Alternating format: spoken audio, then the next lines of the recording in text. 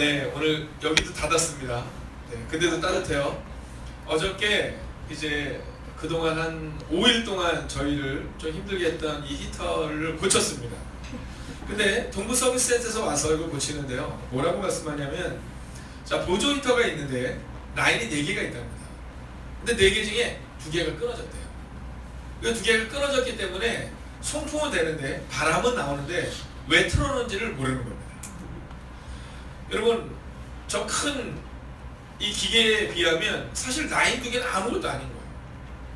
그런데 중요한 것은 뭐냐면 그 라인 2개가 끊어지니까 따뜻한 바람이 안 나온다는 거예요. 기도가 그런 겁니다.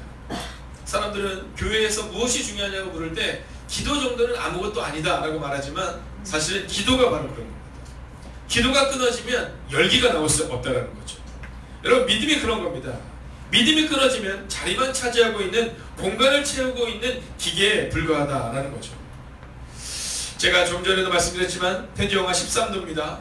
네, 그런데도 불구하고 이제 좀 풀린 듯 싶다라고 말하는 이 추위를 뚫고 나오신 여러분, 겨울이 가면 봄이 오듯이 우리가 기도할 때 이제 따뜻한 하나님의 놀라운 은혜가, 오늘 우리 찬양팀이 고백하는 것처럼 오늘의 흡족한 은혜가 임하게 될 줄로 믿습니다. 여러분, 찬양을 하는데 얼마나 은혜가 되는지 몰라요. 제가 아침에 나오면 요즘에는 말을 절대 하지 않습니다. 강단에 서는 속에서 거의 하지 않아요. 그러니까 찬양할 때도 조심합니다. 왜냐면 이게 이 기침이 나오는 그 때를 딱 지키기 위해서. 근데요, 가사를 이렇게 듣는데 오늘의 흡족한 은혜 주실 줄 믿습니다. 야, 근데 그냥 은혜가 되는 거야. 여러분, 입술을 벌리지 않아도 그냥 은혜가 되는 거예요. 그분의 능력을 찬양하는데 그냥 은혜가 되는 거예요. 여러분, 그런 은혜가 우리 가운데 임할 것입니다. 자, 오늘 본문에 보면 이제 여호수아에 대한 말씀이 나옵니다.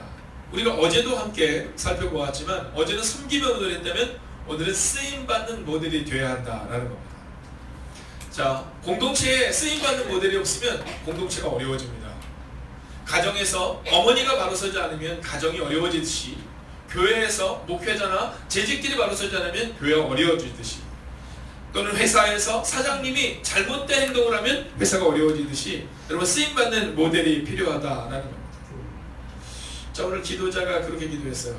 이 40일의 기도가 끝나도 그 간절한 마음을 잊지 않는 우리가 될 수 있게 해달라고 말입니다. 여러분, 성경을 듣고 말씀을 들으면 간절함이 생기는데, 근데 삶의 자리에서 그것을 잃어버리고 사는 우리의 모습을 보게 됩니다. 여러분, 쓰임받는 모델이 있으면 그러면 그 모델을 바라면서 따라가는 거죠. 우리가 흔히 그렇게 얘기합니다. 아니, 교회에서 자꾸 사람 보면 안 된다 이런 얘기 하죠. 한번 인사해 볼까요? 자, 사람 보면 안 됩니다. 자, 근데 질문해 볼게요. 사람이 보여요, 안 보여요? 네, 사람이 보여요. 그래서 성경은 말하잖아요. 하나님은 중심을 보신다. 근데 우리는 연약해서 자꾸 사람이 보이는 거예요. 그렇기 때문에 쓰임받는 모델이 필요한 겁니다. 그래서 주님은 5,000명의 사람들을 통해 일하지 않고 쓰임받을 수 있는 모델이 되는 12명을 세운 일에 3년을 주목하셨다는 겁니다. 세상적으로 보면 얼마나 어리석은 행동입니까? 아니, 5,000명을 데리고 일을 하시면 되지 왜 예수님은 그 12명을 데리고 그렇게 신음하셨을까? 끝내는 흩어졌던, 끝내는 그들 가운데 예수를 배반했던 그 제자들이었을까? 여러분, 이유는 다스러가 명료합니다. 바로 모델이 있어야 되기 때문이라는 거예요. 예수님처럼 살아가는 사람이 필요하다라는 겁니다. 오늘 여호수아는요, 쓰임받는 모델이 되었던 사람이에요. 그런데 이제 이스라엘 백성들은요, 두 종류로 나눕니다. 첫째는 1세대와 2세대예요. 자, 1세대는 어떤 사람들이냐면, 한번 따라할까요? 방황했던 사람들. 여러분, 40년을 방황한 겁니다. 여러분, 말할 필요가 없습니다. 근데 2세대는요, 그 방황했던 사람들이 아니라 믿음으로 가나안 땅을 얻었던 사람들이에요. 저는 여러분들이 1세대와 같은 방황의 시간을 보내지 않기를 원합니다. 여러분, 많은 사람들이 꿈을 꾸죠. 많은 사람들이 기도합니다. 그러나 기도만 할 뿐, 꿈만 꿀 뿐, 방황하다가 끝난 인생을 우리는 많이 보게 됩니다. 그러나 오늘 성경은 방황하다 끝나는 인생이 아니라 약속의 땅 가나안을 얻었던 이스라엘 백성들과 함께 마지막 말씀을 선포하는 이 여호수아의 그 설교를 기록하고 있어요. 근데 여호수아가 선포할 때 그들이 말합니다. 우리가 경험했다라고 말합니다. 우리가 경험했다. 중요한 것은 경험했다라는 것이 중요한 겁니다. 말씀을 아는 것이 중요한 것이 아니라 말씀을 경험하고 있느냐는 거예요. 여러분 어느 순간부터 교회에 말씀과 삶이 분리되는 현상이 나타나고 있습니다. 말씀은 말씀이고 삶은 삶이지요 뭐 이런 고백이 우리 가운데 자꾸만 나타난다는 거예요. 근데 성경은 말씀과 삶이 분리되는 것이 아니라 말씀과 삶이 일치되어야 한다고 말합니다. 제일 재미없는 게 뭔지 아시죠? 군인이 총을 못 쏠 때 제일 재미없습니다. 군인은요 사격을 잘하면 휴가 나올 수 있는 겁니다. 축구 선수는요 축구를 잘하면 되는 겁니다. 요즘에 베트남에서 가장 인기 있는 분이 누군지 아시죠? 박항서 감독입니다. 2000년 히딩크 월드컵 때 히딩크 감독님과 함께 이제 수석 코치로 보좌했던 분인데요. 이번에 이 베트남에서 정말 2002년에 월드컵을 열기는 저리 가라 할 정도로 아주 강력한 그런 기쁨을 베트남 사람들에게 주고 있어요. 근데 그거 뭐라고 말하냐면 이렇게 말했습니다. 2002년에 본인은 이미 경험했다라는 거예요. 근데 더 놀라운 사실은 뭐냐면 2002년도에 과연 박항서 코치만 지금 감독이신데 박항서 감독만 경험했냐는 거 아닙니다. 많은 사람들이 경험했죠. 근데 다 잊어버리는 겁니다. 자신들이 생각하는 대로 다시금 하는 겁니다. 근데 그때 받았던 그 기본을 자기는 충실히 가지고 있다는 거예요. 여러분 교회도 마찬가지입니다. 똑같은 말씀이 선포되는데 어떤 얘기는 그 말씀이 삶이 되기도 하고 어떤 얘기는 삶과 말씀이 분리되는 삶을 살기도 한다는 거죠. 사랑하신 여러분, 말씀과 삶을 일치시키십시오. 이제 분리되는 그 삶을 끝내버리는 거예요. 자, 12명의 정탐꾼을 보냅니다. 근데 12명의 정탐꾼에게는요 말씀이 있었을까요? 있었을까요? 말할 필요가 없습니다. 생각해 보십시오. 리더를 보내는데 어떤 사람들을 보낼 것 같아요? 리더를 보내는데 김영준 장로를 보내실 것 같습니까? 아니면 주민이나 어린아이들을 보낼 것 같습니까? 여러분 리더를 보내는데 김홍식 권사님이나 이강훈 권사님 같은 권사님을 보내겠습니까? 아니면 교회에 나와서 아직 말씀을 잘 모르는 분을 보내겠습니까? 말할 필요가 없어요. 그 당시에 말씀을 가장 잘하는 사람들, 가장 영향력 있었던 12명을 보낸 겁니다. 근데 그들은 모델은 모델이었는데 쓰임받지 못하는 모델이 된 거예요. 근데 그러고 나니까 더 놀랍고 더 슬픈 사실은 뭐냐면 그 10명의 정탐꾼 때문에 나머지 자그마치 60만의 사람들이 넘는 아이들까지 하면 약 200만 명에서 300만 명에 이르는 인원들이 방황하다 끝났다. 모델이 없으니까, 수임받는 모델이 없으니까, 하나님의 말씀대로 살아내는 사람이 없으니까, 말씀과 삶에 분리된 사람들이 너무나도 많으니까 방황하다가 끝냈다는 거죠. 근데 2세대는 달랐습니다. 2세대는요 쓰임받는 모델이 되었어요. 2세대는요 가나안 땅을 얻게 되는 은혜를 얻었어요. 왜냐하면 그들 가운데 여호수아와 갈렙이라는 믿음의 사람이 있었기 때문이에요. 오늘 그들은요 이렇게 말해요. 우리가 말씀을 경험했다. 할렐루야. 여러분 말씀을 경험했다. 이게 중요해요. 우리 자녀들을 가르칠 때 어떤 사람이 힘이 있는지 아시죠? 네, 말씀을 경험한 사람이 힘이 있는 겁니다. 자녀들을 양육할 때 이렇게 살아라 이게 힘이 있는 것이 아니라 자녀들이 그렇게 살았던 부모님의 뒷모습을 보니까 나도 그렇게 살아야겠다는 말씀의 경험이 필요하다는 거죠. 오늘 17절을 한번 보십시오. 오늘 17절은 이렇게 말하고 있습니다. 이는 우리 하나님 여호와께서 친히 우리와 우리 조상들을 인도하여, 여러분 인도하는 걸 경험했다는 거예요. 근데 놀라운 사실은 뭡니까? 이때 이들은요 어린아이였다. 이때 이들 가운데서는요 태어나지도 않은 수많은 사람들이 있었다는 겁니다. 자, 하나님이 홍해를 가를 때 그 홍해를 보았던 20세 이상의 사람들은 지금 한 명도 남아있지 않을 겁니다. 그때 어린아이였거나 태어나지도 않았던 아이들이에요. 근데 그들이 뭐라고 고백합니까? 하나님이 우리 조상들을 인도하여 애굽 땅 종되었던 데서 올라오게 하시고 우리 목전에서 그 큰 이적들을 행하시고. 할렐루야. 여러분 직접 본 사람들이 뭐라고 말하냐면, 직접 본 사람들이 우리는 망했다라고 말하는데 직접 보지 못했던 사람들이, 부모에게 들었던 사람들이 이렇게 말해요. 우리 목전에서 그 큰 일들을 행하시고 라고 말합니다. 우리가 행한 모든 길과 우리가 지난 모든 백성들 중에서 우리를 보호하셨습니다. 할렐루야. 여러분 인도와 보호를 경험했다. 인도와 보호를 경험했다. 말씀이 경험되어야 된다는 겁니다. 인도를 경험하시고 보호를 경험하셔야 된다. 우리가 기도했는데 하나님이 인도하지 않고, 우리가 기도했는데 보호하지 않으셨다가 아니라 우리가 기도했더니 하나님이 우리를 인도하셨고 보호하셨다는 걸 경험할 수 있어야 한다라는 겁니다. 18절은 이렇게 말합니다. 여호와께서 또 모든 백성들과 이 땅에 거주하던 아모리 족속을 우리 앞에서 쫓아내셨습니다. 여러분 쫓기는 인생이 아니에요. 여러분 우리의 인생은 어떤 인생이냐면 쫓기는 인생이 아니라 쫓아내는 인생이 되어야 한다는 겁니다. 이게 말씀이에요. 여러분 만약에 이것이 박중희 목사의 이야기라면, 박중희 목사의 의견이라면 뭐 이루어질 수도 있고 이루어지지 않을 수도 있죠. 그런데 성경은 뭐라고 하냐면 말씀대로 이루어지는데 하나님이 쫓아내셨다. 여러분과 어떤 문제가 있습니까? 하나님이 쫓아내실 것입니다. 그래서 여호와를 섬기겠다. 그래서 여호와를 섬기겠다. 하나님을 경험하니까 섬기지 않고는 견딜 수 없다라는 거죠. 옆 사람에게 한번 선포하십시오. 견딜 수 없는 은혜를 주실 것입니다. 여러분 한번 상상해보세요. 견딜 수 없는 은혜 하나님이 주시죠. 너무 막 가슴 뛰지 않으세요? 내가 장로니까 가야지, 내가 권사니까 가야지, 혹은 내가 목사니까 가야지. 그럼 우리 모두가 너무 힘든 거예요. 그런데 견딜 수 없는 은혜가 있는 거예요. 하나님이 우리와 함께 하셔서 우리에게 인도하시고 우리를 보호하신 그 견딜 수 없는 은혜. 그래서 여호와를 섬길 수밖에 없는 은혜가 있어야 한다는 거예요.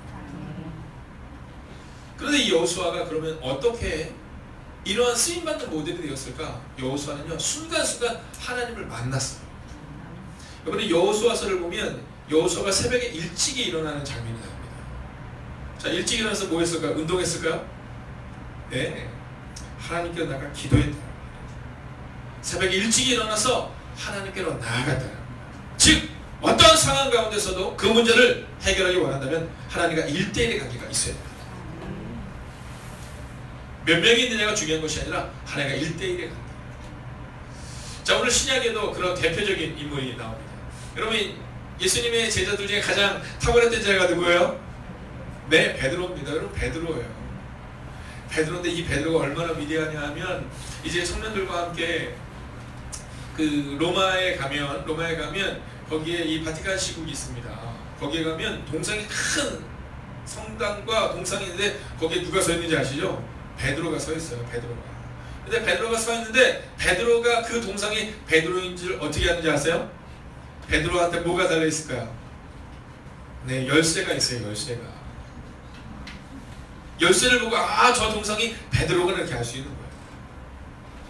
여러분 베드로에게 하나님이 이 땅에서 열면 또 하늘에서 열리는 하나님의 놀라운 그 은혜를 주셨다는 거죠. 근데 그 베드로가 어디 사람이에요? 네, 우리 갈릴리 어촌 사람이에요. 여러분 오늘 본문을 보면 1절을 보면 이렇게 기록해요. 무리가 몰려서 하나님의 말씀을 들었을 때 예수는 게네사렛 호숫가. 여러분 갈릴리의 게네사렛이라는 호숫가에 그냥 있는 겁니다. 누가요? 베드로가. 자, 오늘 이 한국외가 교회에 있는 겁니다. 누가요? 네, 여러분이 있는 겁니다. 여러분과 제가 있는 거죠. 근데 어떤 모습으로 있었는지 아시죠? 네, 한번 이 모습을 한번 상상해 보세요. 베드로의 얼굴이 밝았을까요? 어두웠을까요? 네, 어둡죠. 자, 오늘 실패자로 여기 있는 거예요. 오늘 여러분들 가운데 마음이 어둡고 낯빛이 어두운 분들이 있으세요. 왜냐하면 실패했기 때문에. 그런데 희망이 있는 것은 뭐냐면 베드로도 그렇게 실패했다는 거죠. 만약에 베드로가 처음부터 본문에 딱 나오는데 베드로는 S대를 나와 S전자에서 일하던 이사 출신이었더라 뭐 이러면요 우리 마음이 좀 불편할 수 있어요. 나는 실패했는데, 나는 실수했는데, 나는 지금 낙망하고 있는데. 근데 성경이 뭐라고 말해요? 네, 게네사렛 호숫가에서 말씀을 전하시는데 베드로는 사람인데 얼굴이 무척 어두웠다. 그가 실패해서 그물을 닫고 있었던 모습이라는 거예요. 여러분 한번 상상을 해보는 거예요. 그러니까. 밤이 새도록 물고기를 잡는데 한 마리도 잡지 않았던 베드로가 막 룰랄라 막 그물을 씻었겠습니까? 아니에요. 그는요 절망과 실패와 낭망으로 그물을 닫고 있는 거예요. 그물을 재정비하고 있는 겁니다. 그리고 더 중요한 것은 뭔지 아시죠? 한번 따라할까? 빈 그물이었습니다. 여러분 저 우리랑 같잖아요. 우리 열심히 살았잖아요. 여러분 제가 여러분들을 볼 때 여러분만큼 열심히 사는 사람들이 어디 있습니까? 네, 여러분들을 볼 때마다 제 마음에도 기쁜 감동이 있어요. 열심히 살아가는 모습을 보며 기쁜 감동이 있어요. 그러나 중요한 것이 있습니다. 열심히 살지만 그러나 그것이 성공을 보장하지는 않아요. 또 성공했다고 해서 그것이 하나님의 기쁨을 보장하지 않아요. 열심히 사는 것이 아니라 우리가 다르게 살아야 해요. 그 다른 삶이 무엇이냐는 거죠. 오늘 열심히 살았지만 밤이 새도록 물고기를 잡기 위해서 노력했지만 한 마리의 물고기도 잡지 못했던 그 베드로에게 이제 예수님이 찾아왔어요. 여러분 말씀을 전하다 보면요 주인공이 있습니다. 어제도 제가 느꼈어요. 자, 어제도 어떤 분이 그 말씀을 하시는 거예요. 그래서 지금 이 가장 어려운 시기, 이 가장 두려운 시기, 가정의 문제, 여러 가지 연약함의 문제를 가지고 있는 이 시기, 그 말씀이 자신의 삶 가운데 꽂히고 있다는 거예요. 여러분 말씀을 전하는데 모두에게 주시는 말씀이 아니라 하나님의 말씀이 누군가에게 꽂히는 순간이 와요. 자, 예수님께서 말씀을 전할 때 그 게네사렛 호수가에 수없이 많은 사람들이 있는 겁니다. 근데 그들과도 꽂히지 않았어요. 누구에게? 베드로에게 꽂혔다. 여러분 저는 우리가 하나님께 쓰임받는 모델이 되기를 원한다면 바로 하나님께 주목받는 인생이 돼요. 한번 이 장면을 상상해보세요. 자, 이제 베드로가 거기서 이제 그물을 깃고 있는데 예수님이 야, 네 배에서 좀 말씀 좀 전하자 이렇게 얘기하시는 거예요. 그 말씀을 듣는 겁니다. 예, 그리고 순종하고 이제 가 있는 겁니다. 자, 그런데 거기에 누가 많아요? 네, 많은 백성들이 말씀을 듣고 있는 거예요. 자, 조명이 지금 어디를 비추고 있을 것 같아요? 네, 조명이 예수님을 비치고 그리고 거기 있는 대중들을 쫙 비추고 있는 거예요. 한번 그 모습 상상해 보자고요. 네, 호숫가를 생각하세요. 파도 소리 들리세요? 이 들려야 합니다. 아마 철썩, 네, 들리시죠? 네, 물고기 소리는 안 들리죠. 네, 물고기는 있으니까 소리 안. 바람 소리 들리세요? 쉬, 막 들리고. 자, 그리고 조명이 어디 비치냐면 예수님이 말씀을 전해 예수님과 온 회중들에게 쫙 비추고 있는 거예요. 근데 말씀이 딱 끝나는 순간 조명이 탁 꺼져. 회중들을 비추고 있던 말씀의 조명이 확 꺼져. 그리고 이 회중들은 다 어디로 갑니까? 흩어져요. 근데 갑자기 조명이 이제 회중들에게서 예수님께로 확, 그리고 베드로에게로 집중해요. 그리고 베드로에게 이렇게 말해요. 베드로야, 깊은 데로 가서 그물을 던져. 깊은 데로 가서 그물을 던져. 자, 근데 베드로가 뭐라고 말합니까? 네, 현실적인 답을 이야기합니다. 내가 밤이 맞도록 수고했다라는 겁니다. 근데 물고기를 잡지 못했습니다. 이렇게 말합니다. 여러분 허무하게 끝나는 인생이죠. 우리의 모습과 같습니다. 밤이 맺도록 열심히 살았지만 밤새 물고기를 잡지 못했던 우리의 모습과 같은 겁니다. 이제까지 정말 열심히 살았는데 아무것도 없었던 모습 같은 빈 배와 빈 그물이 바로 우리의 모습이요 베드로의 모습이라는 거죠. 근데 그때 이 베드로가 아주 놀라운 이야기를 한마디를 합니다. 자, 함께 읽어보기를 원하는데요. 맨 마지막 부분입니다. 말씀에 의지하여부터 함께 읽을까요? 시작. 말씀에 의지하여 내가 그물을 내리리이다. 아멘, 할렐루야. 뭐라고 말해요? 말씀에 의지하여. 여러분, 만약 오늘 우리가 하나님께 쓰임받는 모델이 되기를 원한다면 바로 이 한 가지의 말씀을 붙들고 가면 됩니다. 여호수아가 어떻게 하나님께 쓰임받는 모델이 되었냐? 새벽마다 하나님의 말씀을 들었다. 여러분, 게네사렛 호숫가에 있었던 그 어촌에 있었던 누구도 주목하지 않았던 실패자였던 그 베드로가 하나님의 쓰임받는 사람이 될 수 있었던 것은 말씀에 의지하여 그물을 던지는 순간. 여러분, 온 회중이 아니라 오직 예수님과 1대1의 관계를 맺었던 그 베드로만이 하나님께 쓰임받는 모델이 되었던 거죠. 오늘 우리 가운데 우리가 이곳에 있다가 중요한 것이 아니라 오늘 이제 이 예배가 끝난 후 이 말씀이 끝난 후 우리가 기도할 때 하나님과 1대1의 관계를 맺어간다. 하나님 오늘 우리에게 말씀합니다. 오늘 하나님 우리 한 사람 한 사람을 만나기를 원한다라는 겁니다. 여러분, 어느 순간부터 우리의 삶은 말씀과 삶의 분리가 자꾸 나타나요. 근데 오늘 베드로는 뭐라고 말합니까? 네, 말씀과 삶의 일치를 보여주는 겁니다. 내가 말씀에 의지하여 그물을 내리리니. 말씀에 의지하여. 여러분, 근데 더 놀라운 사실이 본문에 기록되고 있습니다. 6절의 말씀을 보면 이렇게 기록합니다. 고기를 잡았는데요, 힘이 많아 그물이 찢어질 것 같아요. 여러분, 한번 우리 옆사람에게 한번 선포 한번 해봅시다. 그물이 찢어지는 내가 임할 것입니다. 여러분, 정말 경험하고 싶으세요? 네, 말씀에 의지할 때 그. 근데 더 놀라운 사실이 뭔지 아세요? 하나님이 베드로에게 은혜를 주시자 이 베드로의 옆에 있었던 사람에게도 은혜가 흘러 넘치더라고요. 여러분, 장로의 역할이, 권사의 역할이, 집사의 역할이, 부모의 역할이 이런 거예요. 저는 이 다음에 여러분이 자녀들이 혹은 여러분의 다음 세대들이 여러분이 가르치는 아이들이 여러분에게 이렇게 말할 수 있으면 얼마나 좋을까 생각해요. 선생님, 어머니, 아버지, 장로님, 권사님, 집사님, 저는 당신을 만난 게 제 인생의 가장 큰 축복이에요. 왠지 아세요? 7절을 보십시오. 함께 읽겠습니다. 시작.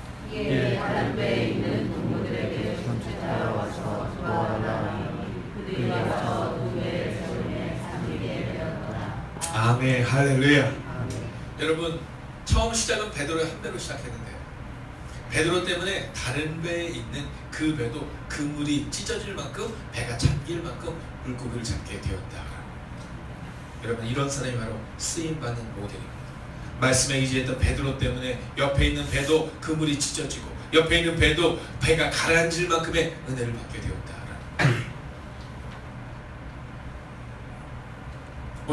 오늘 하나님이 찾고 있는 사람은 너 혼자 잘 먹고 잘 살아라의 마음이 아니라 나 혼자 잘 먹고 잘 살겠다의 이기적인 마음이 아니라 하나님께 쓰임받음으로 오늘 여호수아처럼 이스라엘을 살리고 오늘 베드로처럼 복음을 들고 수없이 많은 영혼에게 복음을 전하는 그한 사람을 찾고 있다. 여러분, 어떤 모델이 되기를 원하십니까? 저는 우리가 쓰임받는 모델이 되어야 한다고 생각합니다. 10명의 종탐꾼처럼 다른 이들을 어렵게 만드는 사람입니다. 이제 이 베드로처럼 다른 배를 채우는 사람, 사랑하시는 여러분, 그 은혜가 여러분과 저의 삶 가운데 임하게 될 것입니다. 빈 그물이 바뀌어 빈 배가 바뀌어 그물이 채워지고 배가 가라앉을 만큼 하나님이 주시는 은혜를 경험하게 될 것입니다. 그리고 그 일로 끝나는 것이 아니라 우리의 축복이 우리의 이웃들에게, 우리의 자녀들에게, 우리의 다음 세대들에게 이루어지는 은혜를 허락하실 것입니다. 우리 함께 찬양할까? 우리가 이 찬양으로 하나님께 나아가겠습니다. 전능하신 나의 주 하나님, 전능